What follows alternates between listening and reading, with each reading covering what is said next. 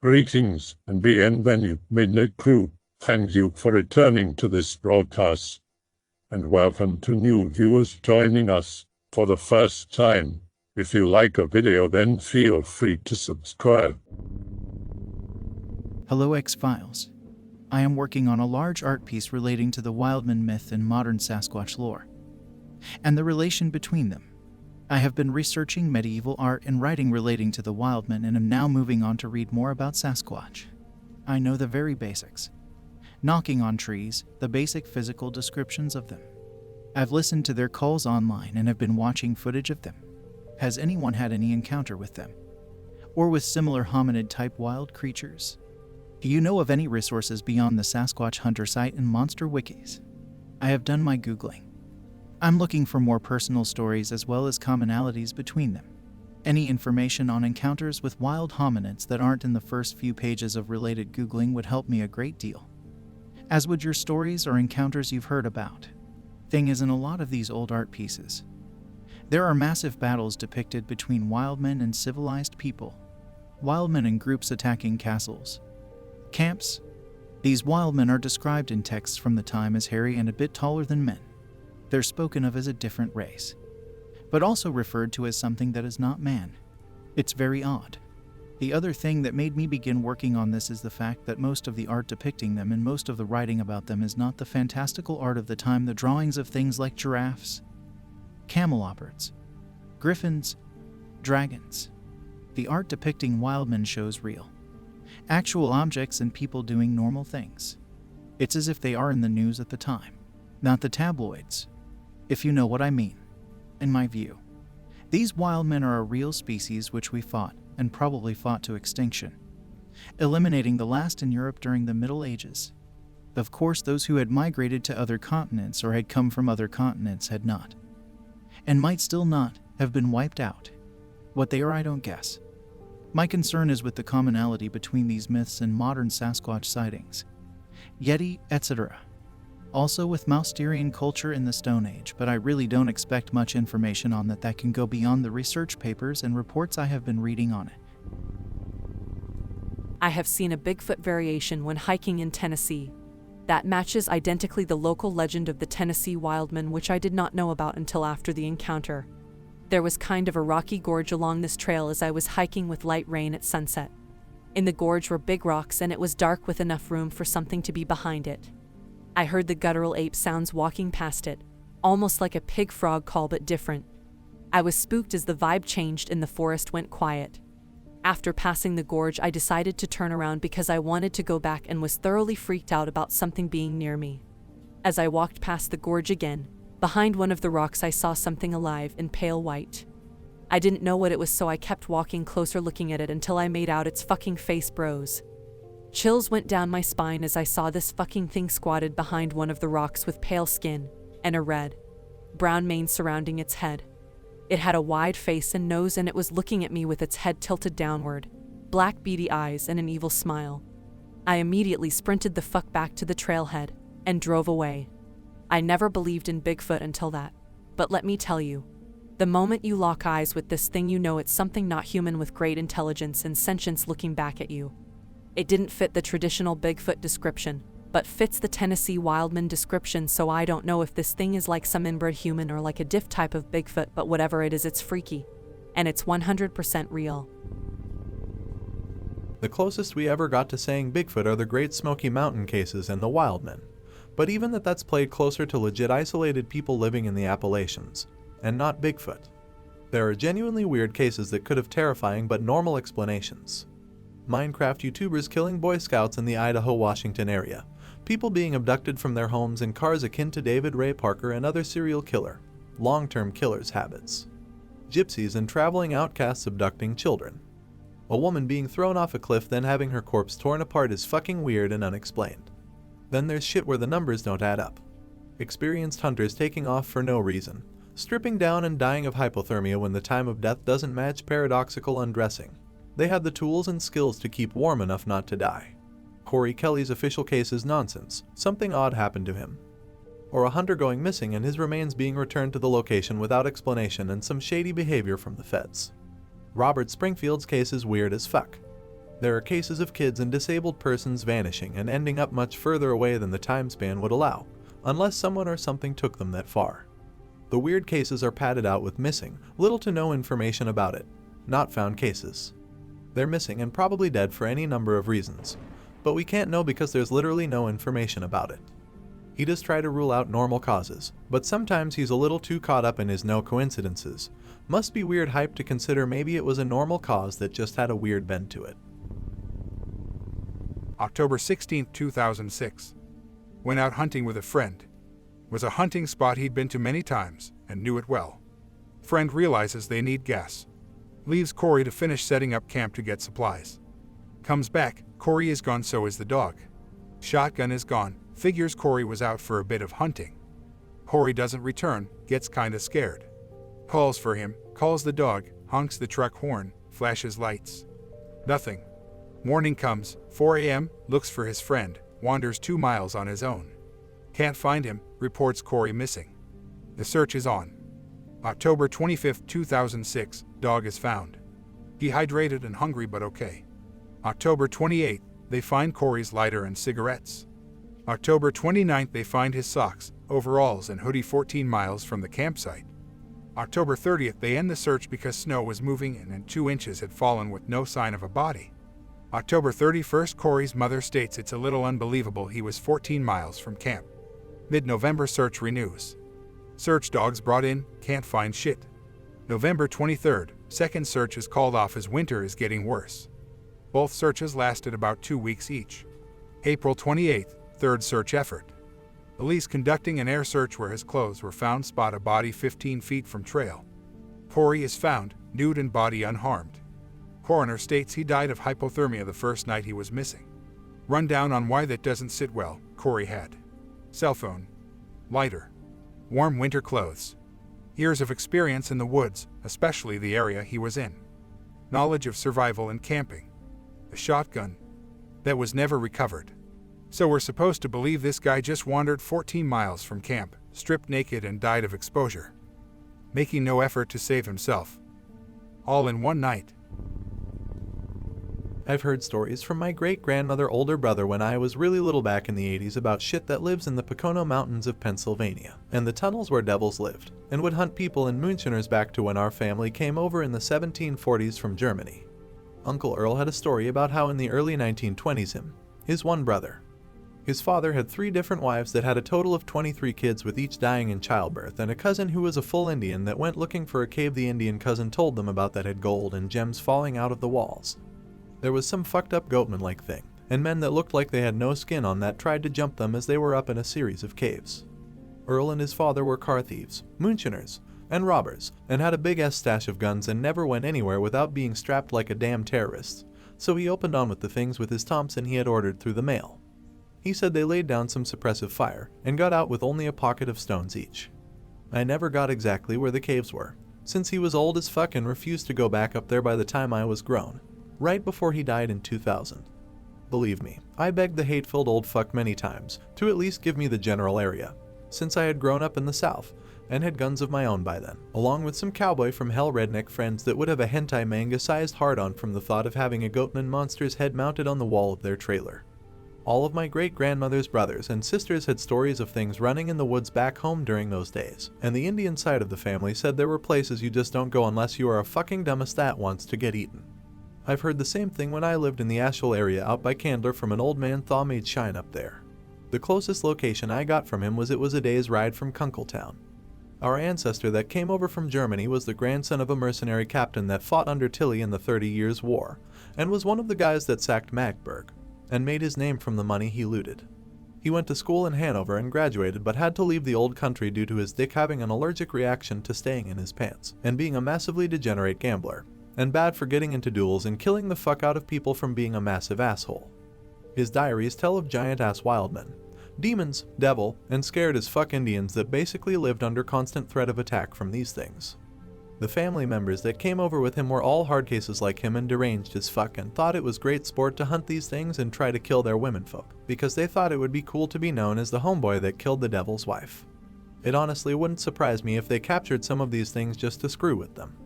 They were full-fledged Germans after all. Our family was one of the few that intermarried with the Indians since we all love some strange, and back during those days there were German boys that would run wild with the Indians and Indians that would go to church and dress German after marrying German girls. Bro, there are feral people all over my city. Jokes aside, it is entirely feasible that legends of isolated communities deep in sprawling territories like Appalachia and the Ozarks are based in fact. Our experiences coming toe-to-toe with isolated tribes in places like the Amazon only strengthen that hypothesis. Almost 50% of the United States is considered unoccupied, underexplored territory. And a great deal of occupied territory is still yet unexplored or underexplored. Barring aerial transit, much of it is damn near impossible to traverse on foot without the burden of climbing, hiking equipment, and extensive experience navigating harsh wilderness. Even then, a change in weather, small injury, or an encounter with a predator are just a few ways a seasoned trekker can end up in a shallow grave, or 20 miles in the wrong direction in dense forest with no hope of rescue. It is estimated there are roughly 600,000 to 900,000 black bears in the U.S. wilderness at any given time. How often do you see one? Have you ever seen a black bear's corpse?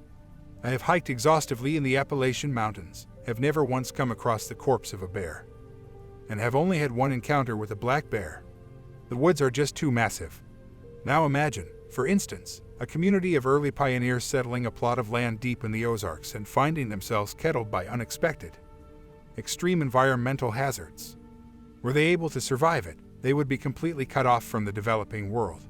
As long as that land was habitable, they could conceivably maintain a stable population and continue a completely untethered path of cultural evolution with its own traditions, dialect, and social norms. Such a restricted society would likely seem backwoods and a bit alien to us, but not unapproachable. Now take a similar community and introduce food shortages, predators, and unrelentingly hostile terrain. In order to prove hardy enough to survive these conditions, they would have to adopt a more savage form of tribalism, socially regressing in a way that we may view as feral. I practically grew up in the woods. My mother was somewhat abusive and neglectful, so I spent most of my childhood in the deep woods. I would walk for hours and hours, sometimes spending the night in the woods. I walked across my county and crossed a small mountain range twice because I felt like it. Later, after my father died, I continued to find comfort by living in the woods. I spent an entire summer living in the woods. To this day, I consider all forests to be my domain. I have built so many huts from natural materials. You would not believe it. In college, I would spend the last weeks after final exams living in the woods off nothing but what I could hunt and gather and a jar of honey, duck seasoning, and tea. I am a bushcraft king, and the bushcraft enthusiasts in college were in awe of my knowledge and abilities. I have had some strange experiences in the woods, including one which I cannot explain to my satisfaction. But in all my years, in and outside of Appalachia, I have never once seen any evidence of or had any encounters with feral people. I was probably the most feral thing out there. Wild people in the 1920s, 30s. Full disclosure, getting this one from my grandmother, and a few people of her generation, most of which have long passed away. The interesting thing about this is that I've heard similar accounts from people with no connection, from different places in the same region. Grandma told us about wild people. Says they were human but lived like animals. Used to steal chickens, sometimes tools. Didn't even build fires. Only wore hides during winter months, otherwise naked. Not hairy, but unshaven, matted nasty hair. By all accounts, they stunk enough to gag a maggot. Were supposedly dangerous. Moved around in groups but were scared of regular people in groups. Supposedly a few children were rescued, but they wouldn't talk and wouldn't wear clothes. Just shit in corners like animals. The rescued children could only be trained on the same level as a dog and seemed to be limited to that no matter what. Were reportedly still very feral and had to be restrained often. Not sure what happened. Grandma and other elders would say that they probably still were out there. Just fewer. Everyone that talked about them spoke of it like it was normal, like any other animal in the wild you had to be cautious of. Maybe they did a return to monkey and were the idiots living in a clown world. A good hunter who has either military training, special forces evasion, survival tactics, or just has spent a lifetime in the woods and learned how to track and mask their scent can easily defeat most ground-based tracking methods. In the past, there have been stories which got buried about mountain men who leave civilization and trap and hunt for decades in very remote regions. They start dressing in skins and leaves. They avoid all attempts at contact with rangers, and typically at any given moment there are 100 to 200 active in the greater national parks area of the contiguous United States territories. Some are cannibals and murderers. This was always a problem since the early pioneer days, but it was highlighted starting in the post-Vietnam War era when people wanted to visit national parks and Hollywood was tasked with making movies discouraging off-trail hiking. Typically what occurs is that these men go feral, and they abduct children in order to train them as a next generation. The reason the disappearances appear unexplainable is because there is human agency involved and that the Wildmen are simply better at evasion than the search parties are at tracking. They dig tunnel systems to hide underground, and there is so much territory that it's very difficult to locate them. They can move very quickly and carry upwards of 200 pounds on their backs from a lifetime of deer hunting and packing out the meat. I am convinced after reading over the 411 cases for the past decade that feral ex-military human beings who have decided to live wild are the cause of most of the disappearances. In and around inhabited regions it is serial killers who prey on young men. In wilderness it is insane human beings who abduct children based on any opportunity presented. Melonheads is the name given to legendary beings and urban legends in parts of Michigan, Ohio, and Connecticut, generally described as small humanoids with bulbous heads, theorized in the 1970s, who occasionally emerge from hiding places to attack people. Different variations of the legend attribute different origins. The Melonheads of Michigan are said to reside around Felt Mansion, although they have also been reportedly seen in southern forested areas of Ottawa County. According to one story, they were originally children with hydrocephalus who lived at the Junction Insane Asylum near Felt Mansion. The story explains that, after enduring physical and emotional abuse, they became feral mutants and were released into the forests surrounding the asylum. The Allegan County Historical Society asserts that the asylum never existed, although it was at one point a prison. However, the story has been part of the local folklore for several decades. Laketown Township manager Al Meshkin told the Holland Sentinel that he had heard the tales as a teenager, noting that his friends referred to the beings as wobbleheads.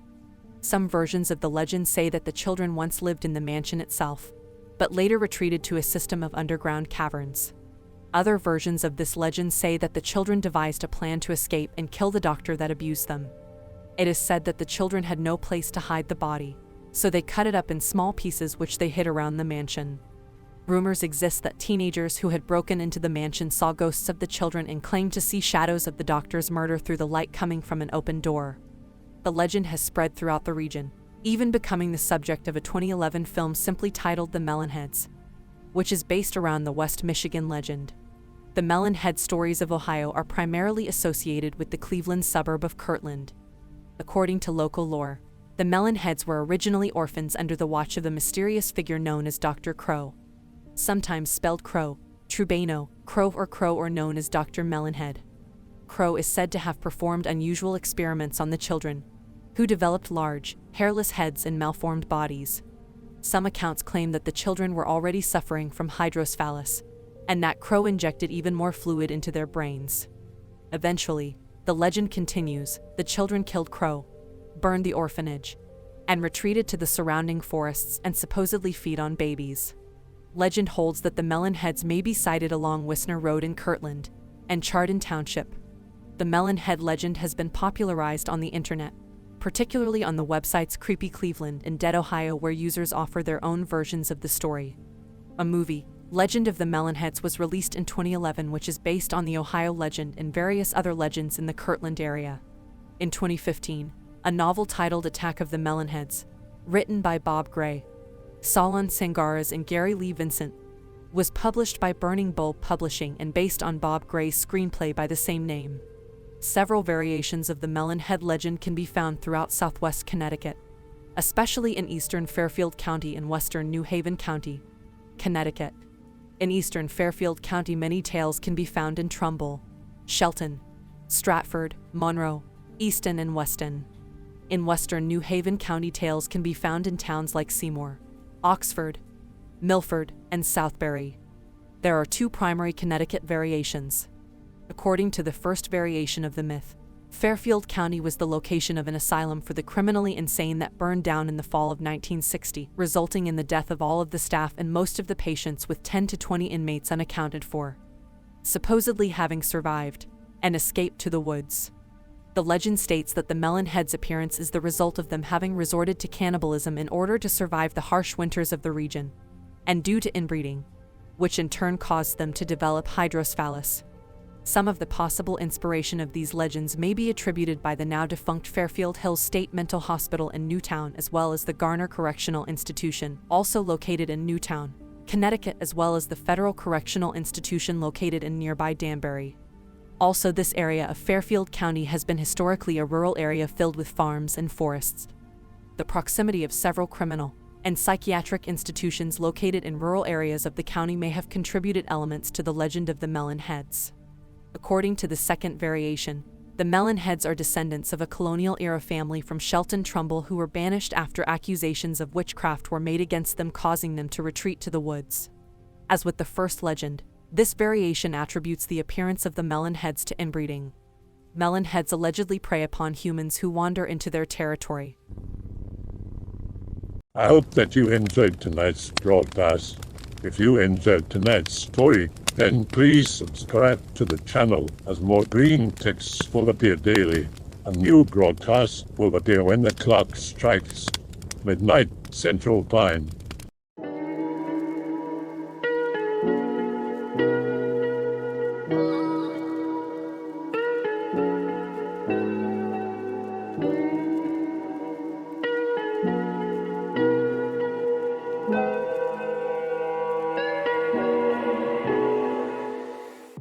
Remember that all videos have been archived on the Odyssey page.